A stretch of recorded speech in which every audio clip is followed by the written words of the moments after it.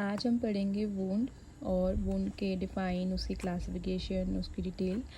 तो वुंड की डिफ़ाइन क्या है? वुंड इज़ डिसकॉन्टिन्यूटी और break in surface epithelium. Wound simple है अगर सिर्फ स्किन इन्वॉल्व है। वुंड कॉम्प्लेक्स है अगर स्किन के साथ उसके जो स्किन के नीचे नर्व्स होती हैं, वेसल्स होती हैं और टेंडन्स होती हैं, वो भी इन्वॉल्व है। क्लासिफिकेशन क्या है वुंड्स की? Closed wound, open wound, tidy wound, untidy wound, acute wound और क्रॉनिक वुंड। तो close open, tidy untidy, chronic and acute. Closed wound में कौन कौन आ जाता है? कॉन्ट्यूजन्स, एब्रेजन्स और हीमाटोमा। ओपन वुंड में आता है crush, laceration, incision and penetration. तो हम क्लोज और ओपन वुंड बाद में पढ़ेंगे क्योंकि वो थोड़े से बड़े हैं। तो हम सबसे पहले एक टाइडी, अनटाइडी और एक्यूट और क्रॉनिक वुंड पढ़ लेते हैं। टाइडी और अनटाइडी वुंड में क्या डिफरेंस है? टाइडी वुंड जो होते हैं वो साफ होते हैं, incised, clean, healthy tissue and seldom associated with tissue loss. कि सिर्फ टिश्यू लॉस हुआ होता है, क्लीन, हेल्दी, इंसाइज्ड वुंड होते हैं। और ट्रीटमेंट क्या है इसका? कि सिंपल आप फेसिकुलर रिपेयर कर दो, स्यूचर लगा दो या फ्लैप्स। और अनटाइडी वुंड में क्या होता है? Crushed, avulsed, contaminated, devitalised tissue with tissue loss. तो अनटाइडी वुंड में क्या होता है? Crushed, contaminated, devitalised tissue with tissue loss. Acute और क्रॉनिक वुंड में क्या डिफरेंस है? एक्यूट वुंड जो होता है वो कौन सा होता है? Stab wound. ठीक है, किसी ने पीछे से स्टैब कर लिया हो या जैसे गर्दन दबा दी हो तो वो एक्यूट वुंड है। Road traffic accident wound, blast wound. और क्रॉनिक वुंड कौन से होते हैं? जैसे लेग अल्सर्स हो गई या प्रेशर अल्सर्स हो गई। मैनेजमेंट एक क्या है ओपन वुंड का? पेशेंट को एडमिट करो, मॉनिटर करो उसके वाइटल्स, ठीक है, सिस्टमिक और लोकल एंटीबायोटिक्स दो, टेटिनस का टॉक्सोइड दे दो एज अ प्रोफाइलेक्सिस। ट्रीटमेंट क्या करो वुंड का? Cleansing, dressing and suturing. Wound की क्लीनिंग और बैंडेज आप कैसे करोगे? स्प्लिंट होगा अगर फ्रैक्चर प्रेजेंट है, जिसमें आप स्यूचर और ट्रांसपोर्ट करोगे। और एक्टिव ब्लीडिंग में अगर ब्लीडिंग स्टॉप हो जाए तो आईवी रेसिस्टेशन करोगे। अब हम आ जाते हैं ओपन और क्लोज वुंड पे। क्लोज्ड वुंड में हमारे पास सबसे पहले आता है कॉन्ट्यूजन। कॉन्ट्यूजन दो तरह का होता है, एक होता है माइनर, एक होता है मेजर सॉफ्ट टिश्यू इंजरी।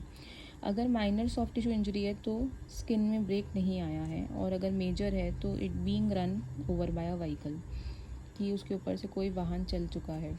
तो it produces discoloration of the skin due to the collection of blood underneath. तो कई बार खून नीचे जम जाता है तो उसके वजह से जो कलर है स्किन का वो ब्राउन ना रह के, स्किन कलर ना रह के नीला या ग्रीन कलर का हो जाता है, तो उसे क्या बोलते हैं? कॉन्ट्यूजन।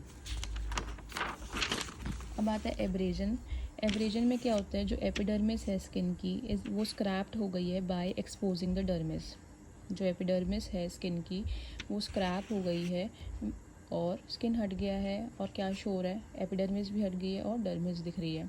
पेनफुल कंडीशन होती है, नर्व्स एंडिंग्स भी कई बार एक्सपोज हो जाती हैं।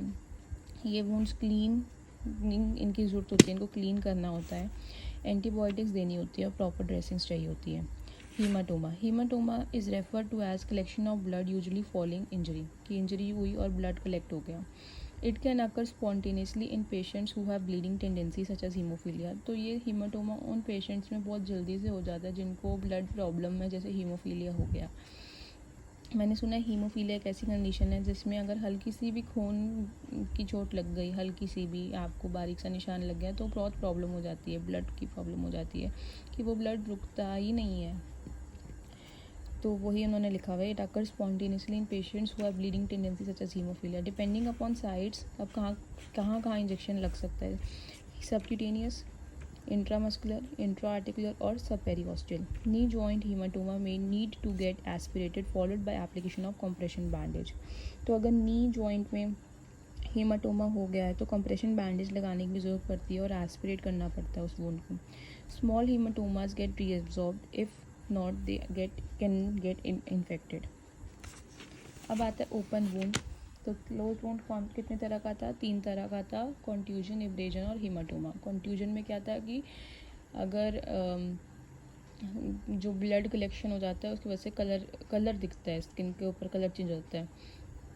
एब्रेजन में क्या था कि डर्मिस और नर्व्स वगैरह दिख जाती है, जिसकी वजह से आपको क्लीन करना होता है, एंटीबायोटिक्स देनी होती है और ड्रेसिंग करनी होती है। हीमाटोमा में क्या था कि ब्लड कलेक्ट हो जाता है और हीमोफीलिया का पेशेंट का, और साइड्स बता रखी है IM, सब पेरियोस्टल, इंट्रा, सब क्यूटेनियस और इंट्रा आर्टिकुलर। नी जॉइंट में कंप्रेशन बैंडेज की जरूरत है। स्मॉल हीमाटोमा है तो उसमें कुछ इन्फेक्शन नहीं होता, अपने आप ख़त्म हो जाता है वो, ठीक है। आपने देखा होगा कई बार कि कई बार ब्लड कलेक्ट हो जाता है, वो अपने आप चला जाता होगा, बहुत कॉमन है। अब आता है ओपन वूंड। ये क्लोज वूंड थे जो हमने पहले पढ़े। ओपन वूंड में क्रस्ट वूंड होता है। Crust wound is caused by blunt trauma. कैसे हुआ क्रस्ट वूंड? जब कोई व्हीकल चल गया ऊपर, वॉल कोलैप्स होगी, अर्थक्वेक हो गया या इंडस्ट्रियल एक्सीडेंट्स हो गए। ये वूंड डेंजरस होते हैं बिकॉज ये सिवियर हेमरेज कर सकते हैं, टिश्यू की डेथ कर सकते हैं, क्रशिंग कर सकते हैं ब्लड वेसल्स की। These patients are more prone to gas, gangrene, tetanus, etc. Adequate treatment देना पड़ता है which involves good debridement and removal of all dead and necrotic tissue. Penetrating wound होता है which is caused by stab injuries. Most commonly abdomen involve होता है. Oblique tract of wound repair layer by layer.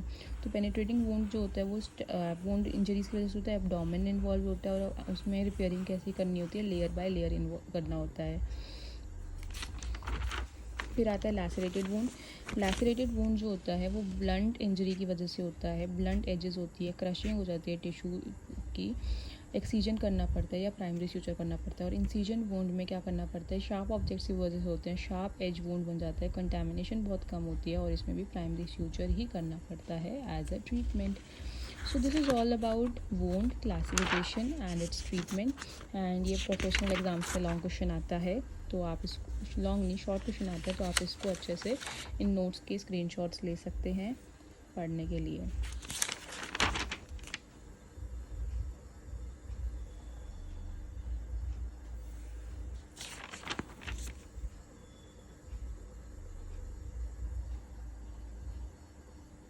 Thank you for watching this video.